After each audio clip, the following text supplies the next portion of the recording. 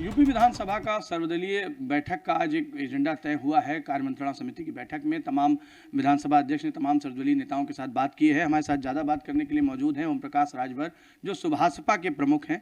क्या एजेंडा रहा आज? मंत्रणा समिति ने क्या चर्चा की, किन मुद्दों पर बड़ी बात निकल गई? सभी दल के लोग अपनी अपनी बात रखी है, उसी में हमने भी अपनी बात रखी है कि देश में जब एक देश एक राशन कार्ड का कानून बन गया, एक देश एक चुनाव की बात हो रही है, तो एक देश एक समान शिक्षा की भी बात होनी चाहिए, कानून बनना चाहिए।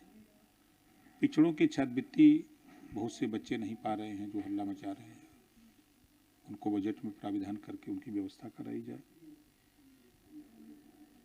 जो सामाजिक न्याय समिति की रिपोर्ट 27% आरक्षण के बंटवारे की है, 7, 9, 11, जब रिपोर्ट तैयार है तो उसको लागू किया जाए। तो इस बार सदन में माना जाए कि ओम प्रकाश राजभर सामाजिक न्याय समिति की रिपोर्ट के लिए सदन में आवाज उठाएंगे? कब नहीं उठाए हैं हम तो हर बार इसी बात को, इसी को लेकर के मैंने रिजाइन दिया था मंत्री पद को। उसके बाद से बराबर हम लगे रहते हैं इस बात को कि जो अति पिछड़े हैं, जो अति दलित हैं, उनको हिस्सा मिले, हक मिले। सरकार का क्या रुख लग रहा है? इस बार कुछ बात बन सकती है? अब देखिए, प्रयास करना अपना काम है, मानना, निर्णय लेना तो मुख्यमंत्री जी को है। यहाँ विपक्ष के साथ इस बार आप नहीं हैं। विपक्ष चाह रहा है कि इस बार सदन बहुत छोटा है, बड़ा करने की मंशा है। आपको क्या लगता है कि सदन में दिन बढ़ाने चाहिए या कुछ इतना ही चलना चाहिए, और उसमें सार्थक बातें हो पाएंगी क्या? देखिए, विपक्ष अपना कार्यालय बढ़ाने के लिए लड़ रहा है, बढ़ गया। विपक्ष अपनी बात की, हमारी समस्या सुनी जाए, इसके लिए लड़ रहा है। विपक्ष सत्ता के साथ है, ये दिखावा खाली है। उदाहरण देखिए, आपने देखा होगा पिछले सदन में कि विधानसभा अध्यक्ष के कमरे में बैठ करके प्रतिपक्ष के नेता ने कहा कि हम लोग विपक्ष में, कम से कम हम लोग भी कुछ हल्ला करें, आप सरकार चलाइए, सदन चलाइए, हम लोगों का भी कुछ आवाज़ तो होती रहे, हम लोग मिल करके काम करें। अब इससे बड़ा प्रमाण क्या दिया जा सकता है? तो आप तो बीच में खड़े हैं, ना इधर हैं ना उधर हैं। क्या लगता है अभी किस तरफ दिख रहा है मामला? कि नहीं, आप एक दिल की बात बताइए कि मामला किस तरफ बनता दिख रहा है? नहीं, हम देखिए एनडीए में शामिल हैं, एनडीए के साथ हैं। तो मान लिया जाए कि 3 दिसंबर के बाद कुछ हो सकता है? अब कुछ हो सकता है।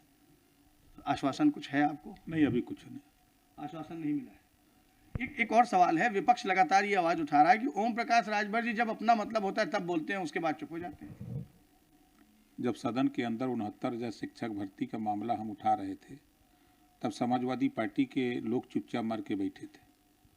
जब हम पिछड़ी जाति के छात्रवृत्ति बच्चों को नहीं मिल रही थी, जब मैं आवाज़ सदन में उठाता हूँ, तो ये समाजवादी पार्टी, कांग्रेस, बसपा के लोग चुपचाप मार के बैठते हैं, तब नहीं बोलते हैं।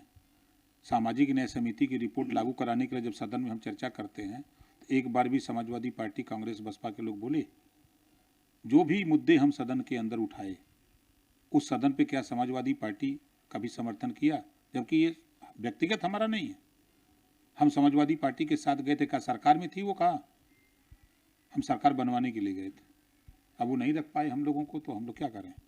ठीक है, एक और थोड़ा सा तीखा सवाल है, लेकिन सवाल तो मजबूत है कि अगर बात नहीं बनती है 3 दिसंबर के बाद, तो फिर ओम प्रकाश राजभर क्या करेंगे? क्यों नहीं बनेगी?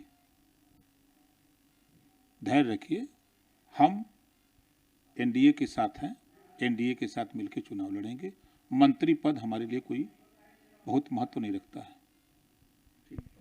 ओम प्रकाश राजभर के साफ कहना है कि मंत्री पद महत्वपूर्ण नहीं है, सामाजिक न्याय सरीखे तमाम ऐसे मुद्दे हैं जो इस बार सदन में देखने को मिलेंगे, और ओम प्रकाश राजभर फिर उसी तरह गरजेंगे।